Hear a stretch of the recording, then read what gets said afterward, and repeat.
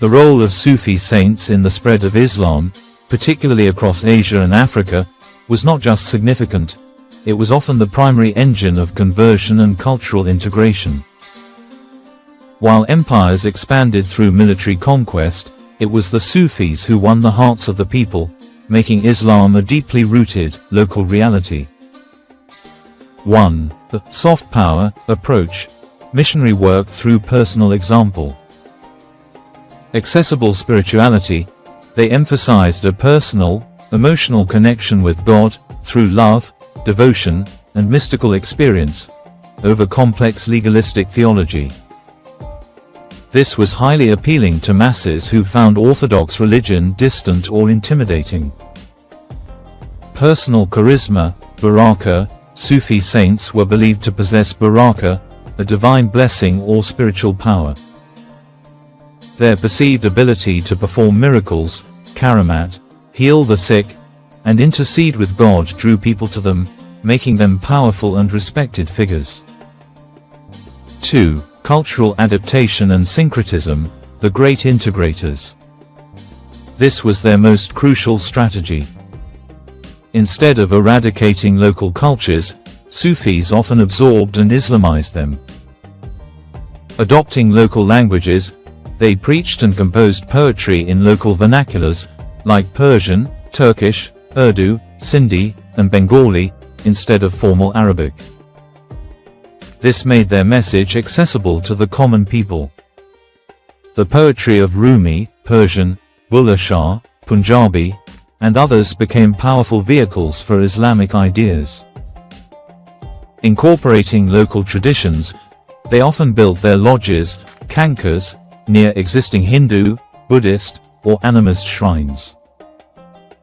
They allowed the incorporation of local music, dance, like the famous Sufi Sama ceremony, and festivals into their practices, giving them an Islamic interpretation. This made the transition to Islam feel less like a rupture and more like an evolution. Reinterpreting pre-existing beliefs, they would often present Islamic concepts using local philosophical terms and folklore, making them familiar and palatable. 3. Establishing social and spiritual centers, the khankah. The Sufi lodge, or khankah, was the operational base for their social and spiritual work.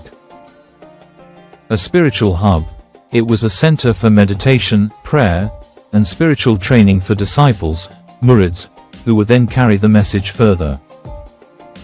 A social welfare center, khankahs often functioned as soup kitchens, hostels for travelers, and clinics for the sick, serving all people regardless of religion. This practical charity demonstrated Islamic values of compassion and won immense goodwill. A node in a vast network, these lodges formed a network across continents, connecting the Islamic world from Morocco to Indonesia and facilitating the flow of ideas, goods, and people. 4. Bridging the gap between ruler and ruled. Sufi saints often acted as intermediaries.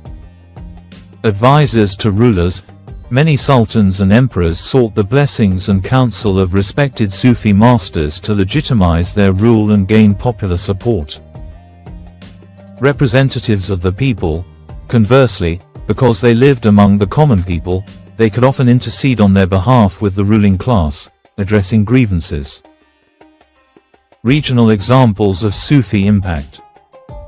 South Asia, India, Pakistan, Bangladesh, this is the quintessential example of Sufi-led spread. Saints like Moinuddin Chishti, Ajmer, Nizamuddin Auliya, Delhi, and Baba Ferid, Pakistani Punjab, are credited with converting millions. They embedded Islam into the South Asian cultural fabric, creating a unique Indo-Islamic civilization. Southeast Asia, Indonesia, Malaysia, Islam arrived almost entirely through peaceful trade and the work of Sufi missionaries. They adapted Islamic teachings to the existing Hindu, Buddhist and animist traditions, leading to the world's largest Muslim population in Indonesia. Anatolia, Turkey, figures like Jalaluddin Rumi, Konya, played a key role in transforming a Christian Byzantine land into a heartland of Islamic culture and Turkish identity. Africa, Sufi brotherhoods, tariqas, like the Qadiriya and Tijaniya, were instrumental in spreading Islam across West and East Africa through trade routes and missionary work, often integrating with local tribal structures. Conclusion: the inner conquest. While caliphs and sultans achieved the political conquest of territories, it was the Sufi saints who achieved the cultural and spiritual conquest of populations. They were the soft power that made Islam a global religion. Their legacy is twofold. They were the primary agents of Islam's expansion into non-Arab lands, making it a truly universal faith. They shaped the popular, devotional form of Islam that is practiced by the vast majority of Muslims today, characterized by saint veneration, pilgrimage to shrines, and a focus on love and devotion.